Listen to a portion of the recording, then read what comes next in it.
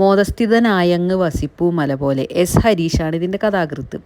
ഇതൊരു കഥ എന്ന് പറഞ്ഞു കഴിഞ്ഞാൽ ഒരു വിവാഹ നിശ്ചയം നടക്കുന്ന ഒരു സ്ഥലത്തെ ഒരു കഥയാണ്. അതിൽ രണ്ട് ജാതിയിൽപ്പെട്ട ആൾക്കാർ ഒരു പ്രണയവിവാഹം ആണ് നടത്തുന്നത്.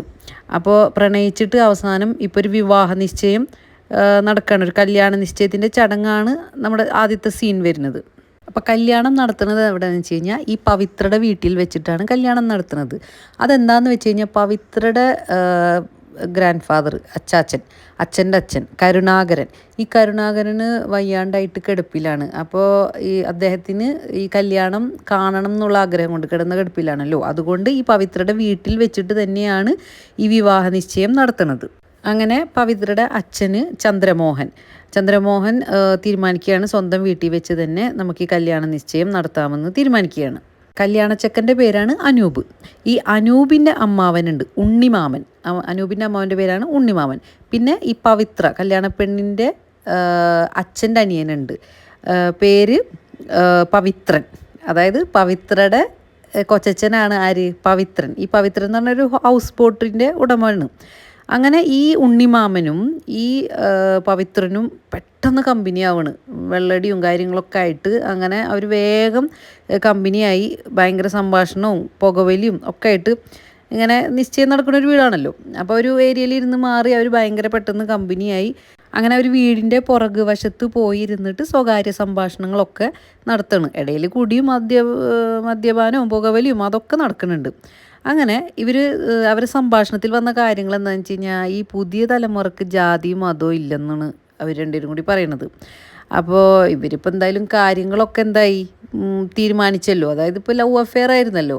ഇനിയിപ്പോൾ നമ്മളിപ്പോൾ ഇതിൽ വിയോജിച്ചിട്ടൊന്നും കാര്യമില്ല എന്ന് പറഞ്ഞിട്ട് അവരിങ്ങനെ അങ്ങനത്തെ ഒരു സംഭാഷണമൊക്കെയാണ് അവർ നടത്തിക്കൊണ്ടിരിക്കുന്നത്. അപ്പോൾ അതിൻ്റെ ഇടയിൽ ഈ പവിത്രയുടെ വീട്ടിൽ ശ്രീനാരായണ ഗുരുവിൻ്റെ ചിത്രം കാണണ്. ആര്, ഈ അമ്മാവൻ ഉണ്ണിമാമന്, അതായത് അനൂപിൻ്റെ അമ്മാവൻ ഉണ്ണിമാമന് ഈ ചിത്രം കണ്ടപ്പോൾ മൂപ്പർക്ക് അത്രക്ക് അങ്ങോട്ട് പിടിച്ചില്ല. അപ്പോൾ ഈ ചിത്രം ഇവിടെ ആവശ്യമുണ്ടോയെന്ന് ഈ ഉണ്ണിമാമൻ ആരോട് ചോദിക്കണ്, പവിത്രനോട് ഒരു സംശയം പോലെ അങ്ങനെ ചോദിക്കണ്.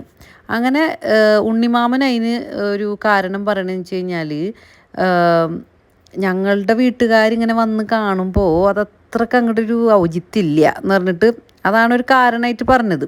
അപ്പോൾ ഇതിൽ ശ്രീനാരായണ ഗുരുവിനെ കുറിച്ചിട്ട് പറയുന്ന കാര്യങ്ങൾ എന്താണെന്ന് വെച്ച് കഴിഞ്ഞാൽ ഈ കരുണാകരൻ ഉണ്ടല്ലോ, അതായത് പവിത്രയുടെ അച്ഛൻ്റെ അച്ഛൻ കരുണാകരന് ഈ ശ്രീനാരായണ ഗുരുവിനോട് ഭയങ്കര ഒരു അറ്റാച്ച്മെൻറ്റും മാത്രമല്ല, അതുകൊണ്ട് മൂപ്പരോടുള്ളൊരു ആദരവ് കൊണ്ട് സ്വന്തം വീട്ടിലും എന്തിന് ഈ കരുണാകരൻ നടത്തിയിരുന്ന കള്ള് ഷാപ്പിൽ വരെ ഗുരുവിൻ്റെ ഫോട്ടോ വെച്ചിരുന്നു. ഈ ശ്രീനാരായണ ഗുരുവിൻ്റെ ഫോട്ടോ ഈ കരുണാകരൻ വെച്ചിരുന്നു.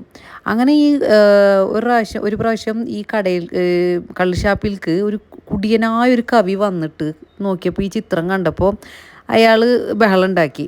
ആ ചിത്രമൊക്കെ അവിടെ നിന്ന് മാറ്റണമെന്ന് എന്ത് ചെയ്ത് കവി ബഹളം ഉണ്ടാക്കുകയാണ് ചെയ്തത്. അങ്ങനെ അവിടെ നിന്ന് എന്ത് ചെയ്തിട്ടുണ്ട്, ആ ചിത്രം മാറ്റുകയും ചെയ്തിട്ടുണ്ട്. അപ്പം അങ്ങനെ ഒരു സംഭവം ഇതിൽ ഉണ്ടായിട്ടുണ്ട്. അപ്പോൾ ഈ ഉണ്ണിമാമൻ പറയണതെന്ന് വെച്ച് കഴിഞ്ഞാൽ ഈ ഗുരുവിൻ്റെ ചിത്രം, അതായത് ശ്രീനാരായണ ഗുരുവിൻ്റെ ചിത്രം ഈ പൂമുഖത്തു നിന്നൊക്കെ മാറ്റിക്കഴിഞ്ഞ് കഴിഞ്ഞാൽ പ്രത്യക്ഷമായിട്ട് ജാതി ഒഴിവാക്കാം എന്നുള്ളൊരു നമുക്കൊരു ആ ഒരു ഫീല് കിട്ടുമല്ലോ. അതിന് വേണ്ടിയിട്ടാണ് ഉണ്ണിമാമൻ പറഞ്ഞത് എന്തെന്ന്, നമുക്ക് ഈ പിക്ചർ ഇവിടെ നിന്ന് മാറ്റാം എന്നുള്ളത്.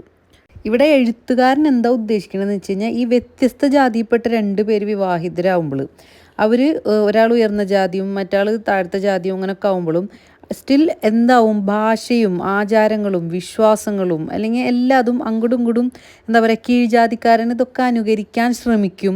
അപ്പോൾ ഇതൊക്കെ സമൂഹത്തിൽ നിൽക്കുന്ന ജാതി മേൽക്കോയ്മൊക്കെയാണ് ഈ കഥാകൃത്ത് ഇവിടെ ഈ കഥയിൽ കൂടെ അവതരിപ്പിക്കുന്നത്. അങ്ങനെ കല്യാണം കഴിഞ്ഞിട്ട് ഈ പവിത്രയും അനൂപും കൂടിയിട്ട് കുടുംബങ്ങളൊക്കെ കൂടിയിട്ട് എല്ലാവരും കൂടി ഗുരുവായൂർക്ക് യാത്ര പോവാണ്.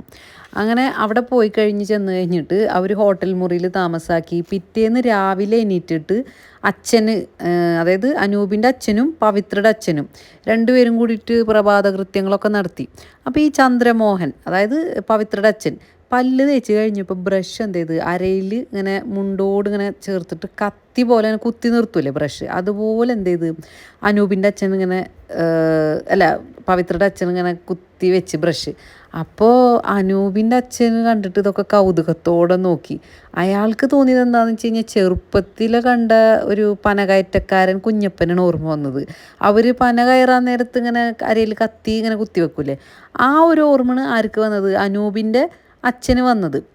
അപ്പോൾ ഈ കഥയിൽ എന്താണെന്ന് വെച്ച് കഴിഞ്ഞാൽ ഇപ്പോൾ സ്നേഹിച്ച് കല്യാണം കഴിച്ചിട്ടും മക്കൾ ഭാര്യ ഭർത്താക്കന്മാരായിരിക്കുമ്പോഴും എന്നാലും ജാതിബോധം എങ്ങനെ പ്രവർത്തിക്കുന്നു എന്നാണ് ഇതിൽ കാണിക്കുന്നത്. അപ്പോൾ അതുകൊണ്ടാണ് സ്വാഭാവികമായിട്ട് അരയിൽ തിരികെ ബ്രഷിനെ പനകയറ്റക്കാരൻ്റെ കത്തിയല്ലേ എന്ന് സംശയം ആയ മനസ്സിൽ തോന്നിച്ചത്.